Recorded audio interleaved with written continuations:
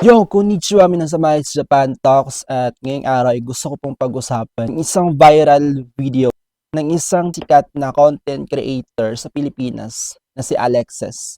Well, binuksan lang naman niya yung isang balikbayan box, pinaghirapan ng isang OFW sa ibang bansa. Panoorin natin, Mag-o-open guys. nga ako ngayon ng Balikbayan Box. Ayan, nagtataka kayo kung bakit nalulungkot ako. Kasi nung nakaraang araw nga, habang nagsaswipe nga ako sa Facebook, meron nga ako nakitang isang post na meron daw mga Balikbayan Box na hindi na daw nakiklaim na mga pinapadalhan. So, ibig sabihin, mga taon na daw nandun yung mga Balikbayan Box, tapos wala daw nagkiklaim. Tapos, ang Balikbayan Box na to, nabasa ko dito sa kanya, pag ano ko, ito palang Balikbayan Box na to, ay dadalhin sa Negros Occidental. So, hindi siya nakarating ng Negros Occidental at hindi siya na-claim ng pamilyang para sa Balikbayan Box na to. Ngayon, araw ay bubuksan natin siya at titignan natin kung ano yung laman nito. Sana hindi naman talaga ito totoong Balikbayan Box, pero bubuksan natin ito, titignan natin kung totoo kasi malaki itong nabili ko. At nagkakalaga to, itong binili kong Balikbayan Box na to na hindi na nakiklaim ay 5,500. Ayan. Bilang isang OFW dito sa ibang bansa, napakahirap po sa amin na buuhin yung isang balikbayan box. Naabot pa nga ng 1 buwan, 2 buwan, 3 buwan bago makumpleto namin yung isang balikbayan box.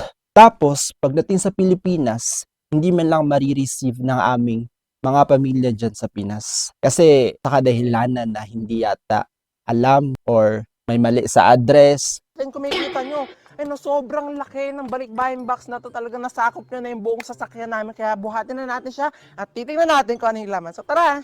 So ayan, sa sobrang bigat ng Balikbayan Box nga na to, 3 tao nga yung nagtulong-tulong para nga mabuhat to. Yan, grabe, sobrang bigat. Kaya pagkatapos natin matanggalin pa unang balot, so isunod na natin itong pangalawa kasi medyo matibay to. Ayan, so tara na, hiwain na natin siya para matignan natin yung loob. 1, 2, 3... Oh my God! Nakati ko! Yung unang ano, nasa loob! Oh my God, tara!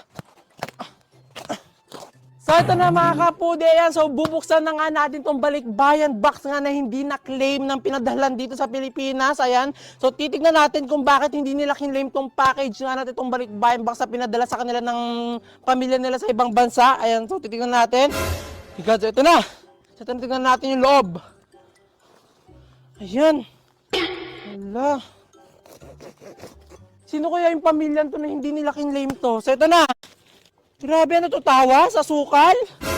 Ay, kinakabahan ako ha. Napakasakit sa part namin bilang isang OFW na makita na yung pinaghirapan namin ng ilang buwan para mabuo yung isang balikbayan box ay bubuksan lamang ng ibang tao. Di ba napakasakit nun?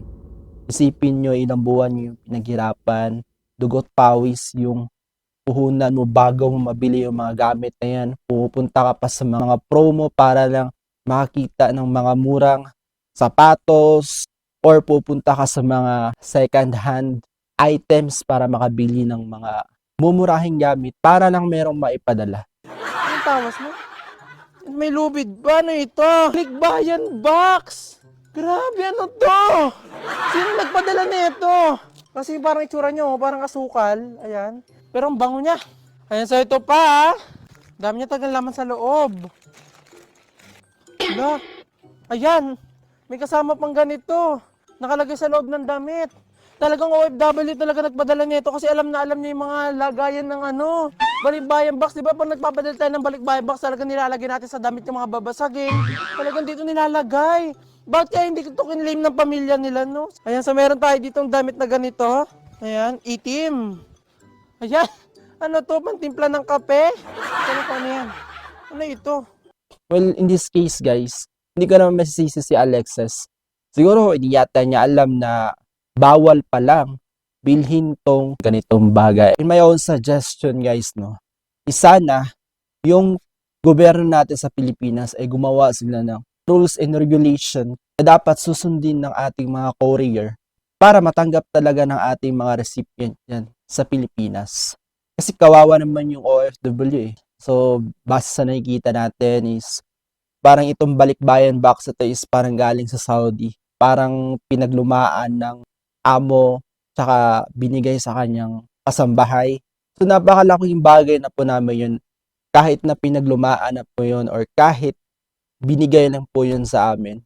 Kasi ilang buwan po namin yung inipon para lang mabuo siya at may padala dyan sa Pilipinas. Kayo guys, ano ang mararamdaman mo kapag yung ilang buwang mong pinaghirapang Balikbayan Box ay mapunta lamang sa isang content creator at bubuksan niya? Comment down below kung ano yung mararamdaman niyo. Ayan, meron na naman ganito. Wow, pang-jogging. Oh!